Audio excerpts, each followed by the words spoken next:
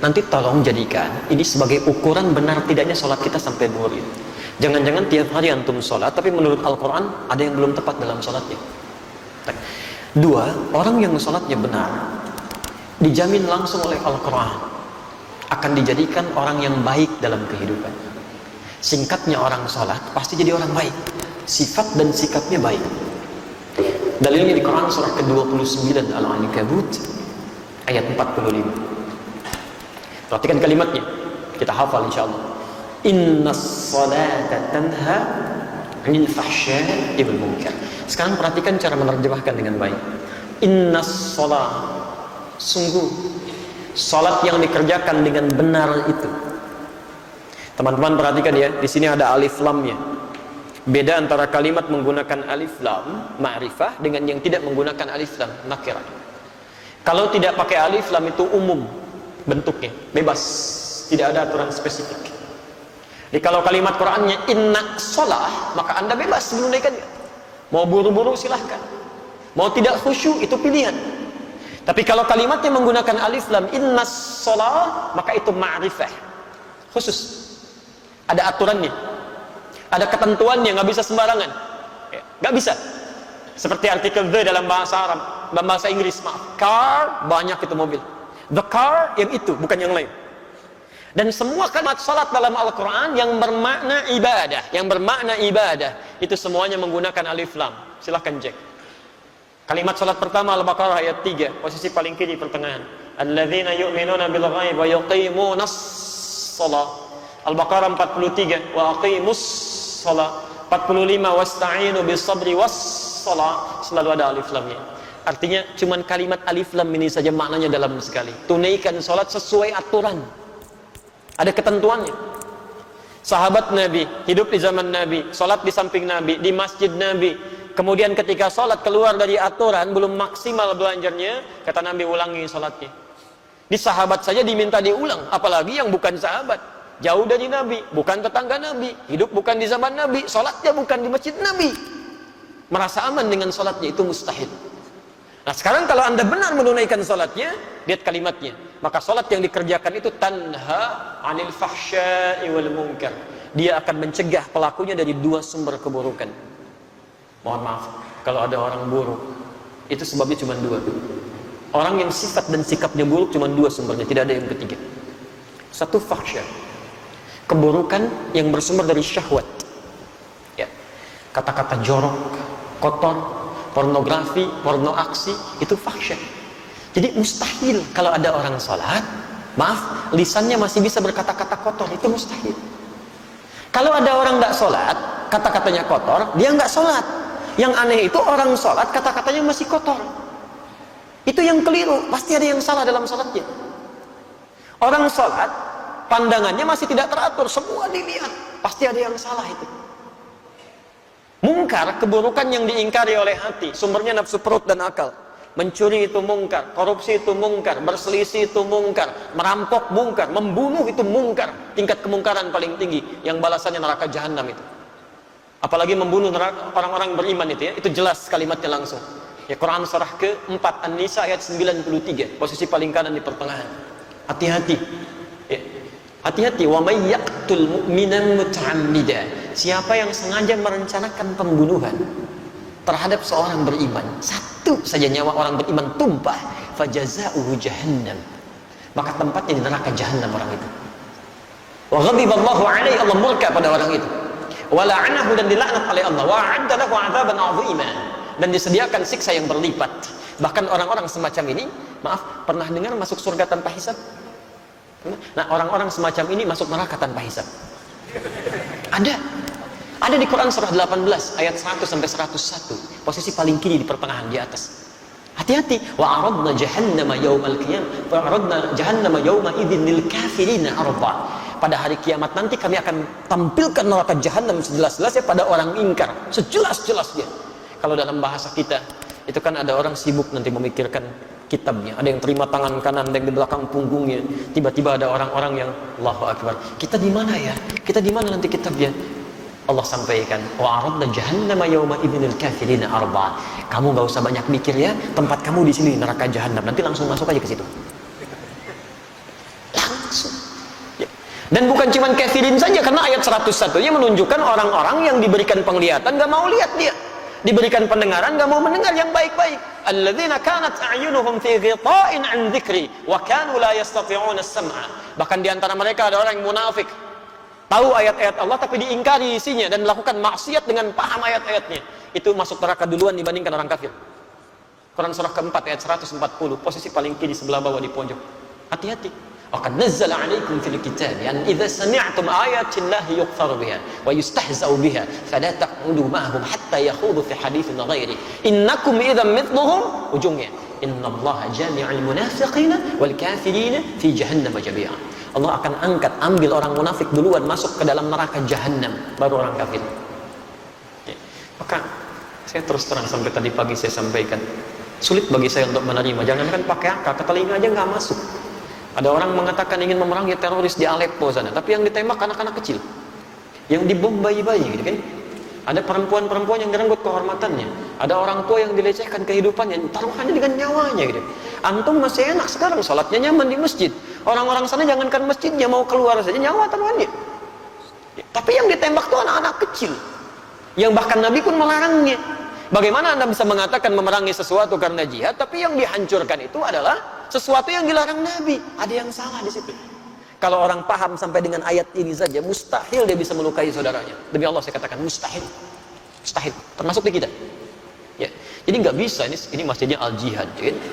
Wah, ini sekarang ada banyak dikumandangkan jihad, tapi dengan cara yang tidak benar, gitu ya. Wallahu a'lam. Kalau benar mempraktekkan, kita luruskan ya cara yang dilakukan. Tapi kalau ada isu-isu yang ditampilkan, kita pun benarkan caranya. Jihad itu bukan tembak orang, bukan lukai orang. Jihad itu membela izzah Islam saat memang keadaannya terancam, untuk dibela dan ditegakkan. Itu jihad namanya. Ya. Antum diambil mobilnya, antum pertahankan. Masa mau diambil imannya diam saja? Aja jihad itu di situ. Kalau ada yang melukai, kita pertahankan. Ada yang mempersoalkan, kita pertahankan. Dan kalau orang mempersoalkan dengan ilmu, kita balas dengan ilmu. Jihad pengetahuan. Kalau melukai fisik, kita pertahankan dengan fisik. Saya pernah di Lampung ditanya itu, Ustaz, apakah bom di jalan Tamrin termasuk jihad fisabilillah? Saya bilang, Pak, setahu saya jihad fisabilillah itu jihad di jalan Allah, bukan di jalan Tamrin. Ada kaidah di situ, nggak bisa. Sekarang kan cukup ramai gitu ya, muncul ini, muncul itu. Kemarin ada bom panci, ya luar biasa. Pelakunya ibu-ibu, konon kabarnya demikian. Tapi memang luar biasa itu tuh. Amerika punya bom 7,2 ton, radiusnya 150 meter. Rusia punya bom 8,2 ton, daya jangkaunya 300 meter. Bom panci 3 kilo, 300 meter gitu. Ini siapa orang ini? Ya, orang mana sebetulnya gitu kan? Kalau salah, itu pemahamannya harus diluruskan, gitu kan? Kalau isu-isu berkembang, ya kita doakan supaya lebih baik lagi ya. Baik, hati-hati itu penguasa panci ibu-ibu sekarang ya. Untuk punya masalah di rumah itu baru panci, belum kulkas, tuh mesin cuci yang lain. Kembalikan. Jadi orang kalau benar sholatnya itu pasti ada orang baik. Baik pasti. Ya, nggak repot kehidupan tuh, tenang gitu. Jadi kalau sampai hari ini kita sholat tapi lisan kita masih kotor, pandangan salah, perbuatan buruk, ada yang salah dalam sholatnya. Saya nggak tahu kalau di jihad ya. Beberapa tempat mau ke masjid saja mau sholat masih takut kehilangan sandalnya.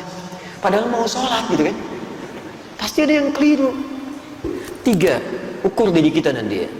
Yang ketiga, orang yang benar sholatnya kata Al-Quran. Sholat yang dikerjakan pasti berdampak pada ketenangan jiwanya. Tenang. Quran surah ke-20 Taha ayat ke-14. Wa aqimis salata lidzikri. Tunaikan salat sebagai zikir kepadaku, kata Allah. Ya. Zikir itu banyak di Quran. Banyak. Ba'da salat kita zikir. Sunnahnya zikir. Ada di Quran surah ke-4 ayat 103, posisi paling kanan sebelah atas.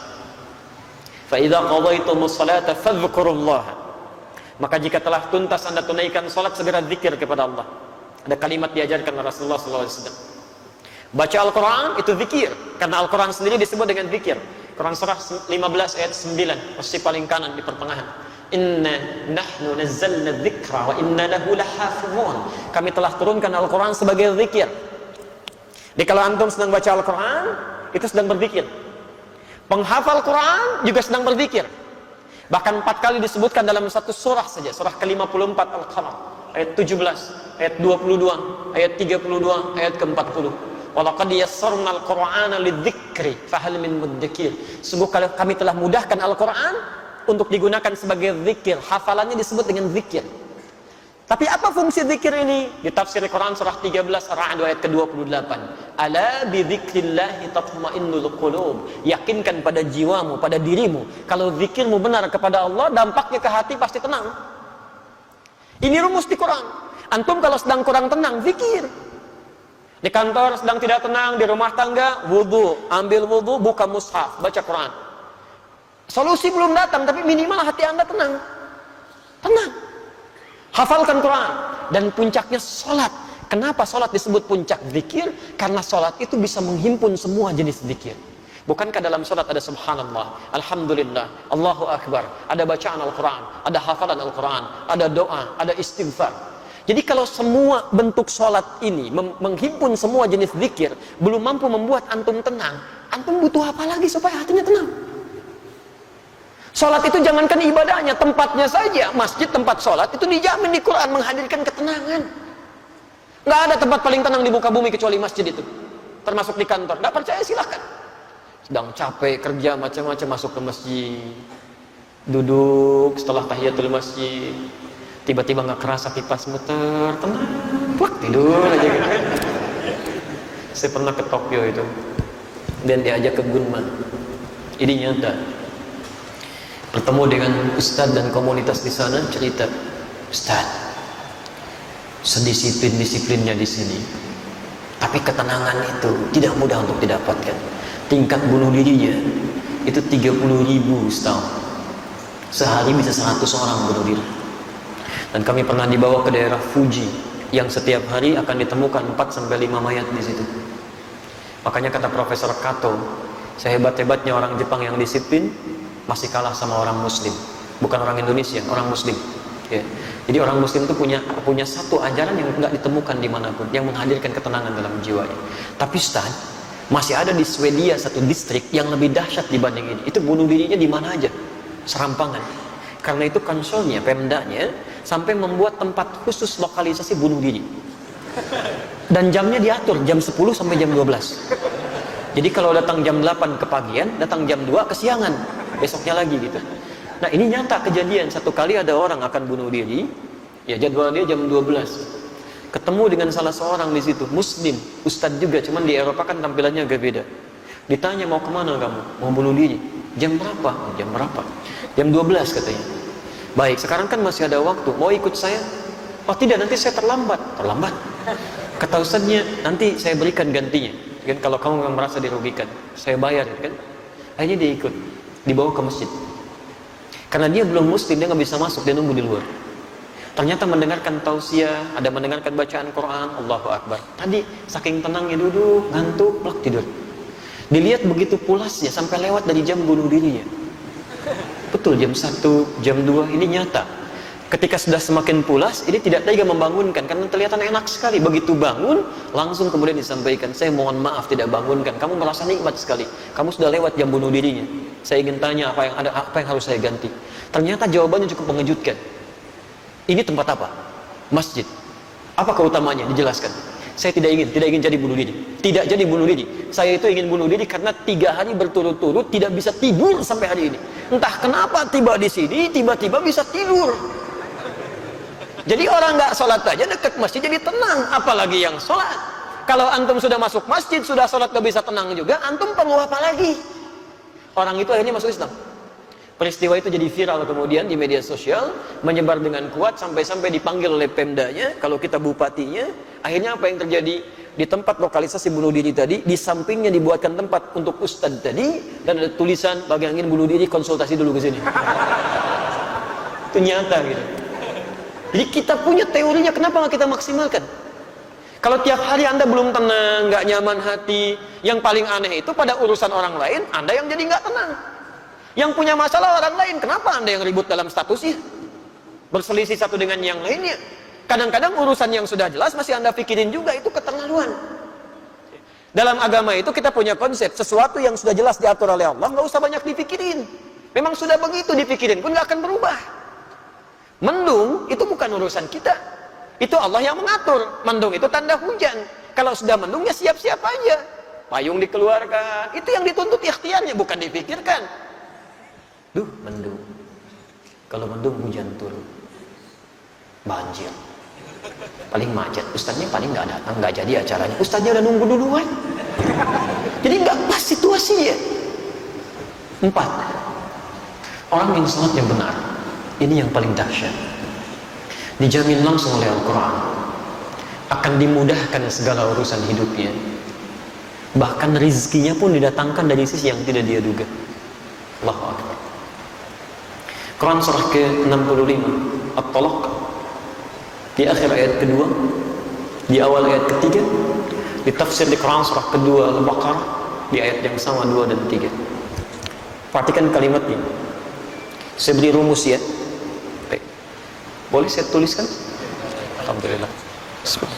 Ini bisa di bawah atau ada mic yang lain? Baik, perhatikan rumus Quran surah ke-65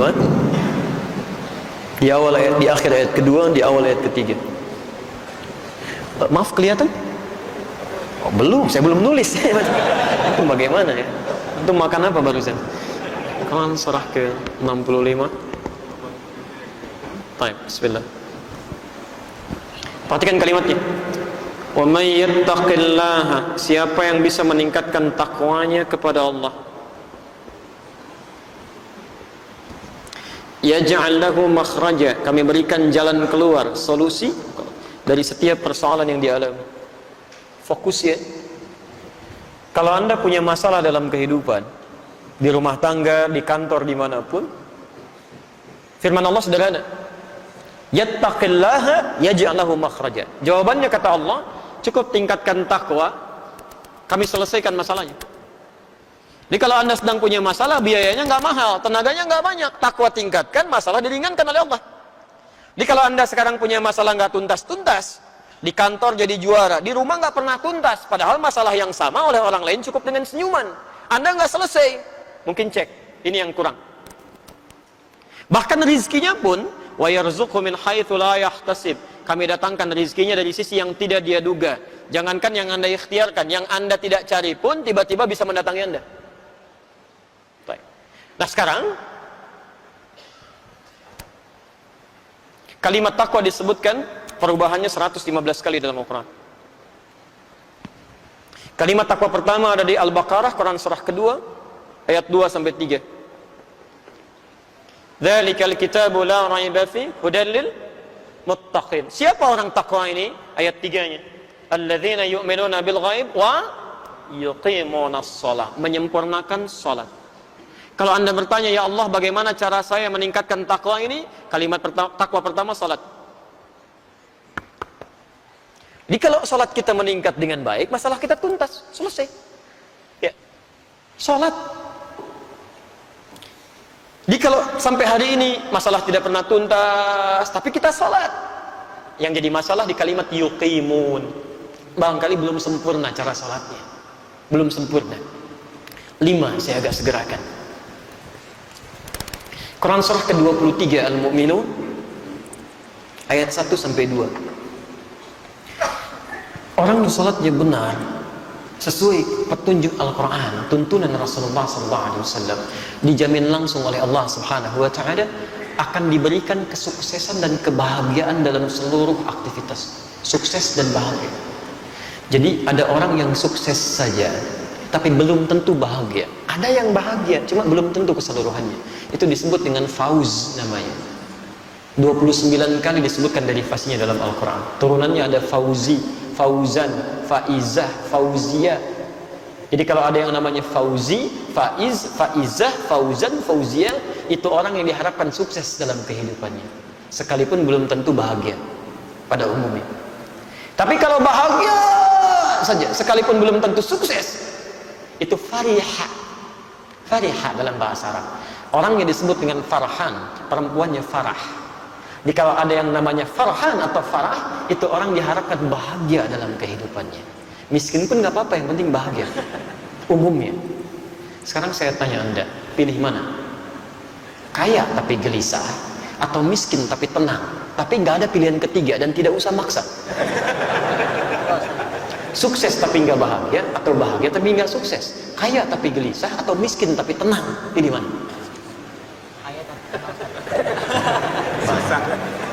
Karena Anda kesulitan memilih dan pasti memilih yang ketiga, maka Allah tidak memberikan pilihan pada kita kecuali yang ketiga.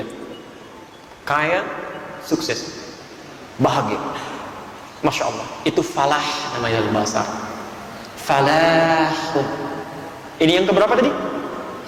Kelima. Saking pentingnya yang kelima ini, 5 kali minimal diperdengarkan di telinga kita. 5 kali sebelum kita sholat oleh muadzin. Setelah hayya 'alas shalah, apa? Hayya 'alal falah. Ayo salat. Ya Allah, untuk apa salat? Hayya 'alal falah. Kamu belum sukses? Datang ke sini. Saya pemilik kesuksesan. Saya pemilik rezeki. Saya berikan, kata Allah. Sujud kamu. Kamu belum bahagia? Saya berikan solusinya. Hayya 'alal falah. Kalau Anda sedang menggenggam itu semua, genggam tidak ingin dilepaskan, maka kalimatnya berubah dari falah menjadi aflah. Aflah, kesuksesan, kebahagiaan yang digenggam, yang tidak ingin diputuskan, dilepaskan. Quran surah ke-23 ayat 1 dan 2. Qad aflahal mu'minun. Orang-orang yang imannya benar pasti menggenggam kesuksesan dan kebahagiaan. Siapa orang-orang ini? Ayat 2-nya. Ternyata mereka memulai dengan salatnya. Alladzina hum fi salatihim khashi'un. Yaitu orang yang bisa khusyuk dalam salatnya. Teman-teman silahkan cek ya. Semua sahabat Nabi dengan semua profesinya, yang pengusaha seperti Uthman bin Affan, Abdurrahman bin Auf, Tamim ad-Dari, Abu Bakar as-Siddiq, ada yang birokrat, Umar bin As, ada yang diplomat, Muawiyah bin Abi Sufyan. Masya Allah, itu sesibuk-sibuknya mereka karena paham tentang ketentuan ini, itu mereka tidak pernah meninggalkan sholat berjamaah, bahkan berlomba mengerjakan tahajud, sampai kata Imam An-Nawawi dalam kitabnya At-Tibyan fi Adab Hamalatil Quran. Imam An-Nawawi itu sebelum menulis Al-Arba'in 42 hadis, Riyadhus Shalihin 1896 hadis, beliau menulis kitab namanya At-Tibyan fi Adab Hamalatil Quran. Saya sudah cek di Indonesia ada itu yang bahasa Arabnya. Ada yang terbitan Darul Kutub Al-Islamiyah warna coklat, merah kecoklatan. Ya, antum bisa dicek halaman 38, paragraf pertama, baris 1 sampai 2, posisi paling kanan sebelah atas. Kalau terbitan kedua Darul Nafais warna kuning, halamannya 47, posisinya paling kiri, paragraf ketiga, baris 1 sampai 7. Itu bagaimana disebutkan Uthman bin Affan, Abdurrahman bin Auf, Tamim ad-Dari bukan senang saat rezekinya terus melonjak, tapi bahagianya dirasakan saat mampu tahajud di malam hari, sampai kata Imam An-Nawawi sampai bisa sampai hatam Qurannya. Sampai hatam Quran. Bisa nggak dilukiskan? Antum mau ngecek kekayaannya, silahkan bandingkan. Abdurrahman bin Auf itu kapaknya jadi terbuat dari emas. Orang terkaya sekarang Bill Gates, orang terkaya sekarang nggak ada apa-apanya. Abdurrahman bin Auf kapaknya terbuat dari emas. Bill Gates itu belum tentu punya kapak. Bahkan banyak. Uthman bin Affan sampai sekarang asetnya masih ada, sudah 15 abad masih ada aja. Pernah membeli sebuah sumur yang dimonopoli oleh Yahudi. Setiap mau ngambil air, bayar, kata Uthman, saya beli sebagiannya, beli seluruhnya, beli kebun sekitarannya. Siapa yang mau silahkan ambil tanpa harus bayar lagi, saya wakafkan karena Allah. Kebunnya menghasilkan ribuan kurma. Sekarang wilayahnya bahkan dekat sumurnya akan dijadikan tempat-tempat untuk penginapan. Ada hotel-hotel yang luar biasa. Royaltinya datang dari situ, disimpan di Bank Saudi, disedekahkan lagi kepada yang membutuhkan atas nama Uthman bin Affan radhiyallahu ta'ala anhu. Sampai sekarang masih ada. Dan itu ditempuh dengan takwa gitu. Jadi silahkan cek dia. Sahabat Nabi, dekat dengan Nabi, sebagian mereka bahkan menantunya Rasulullah SAW. Dijamin masuk surga oleh Nabi dengan lisannya. Tingkat surga paling tinggi, dekat dengan Rasulullah. Masih mau menunaikan salat sunnah bahkan pada malam harinya, dan dunianya sukses. Tahajudnya luar biasa. Antum bukan sahabat Nabi, tetangganya juga bukan. Surga belum jelas sampai dengan siang ini. Hisab masih menegangkan. Jangankan salat sunnahnya, salat fardu masih ditunda-tunda. Cita-cita masuk surga bersama Nabi, mereka repot di situ. Jadi teman-teman, coba dicek dari 1 sampai 5 ini berapa yang sudah kita raih sampai dengan 2 ini.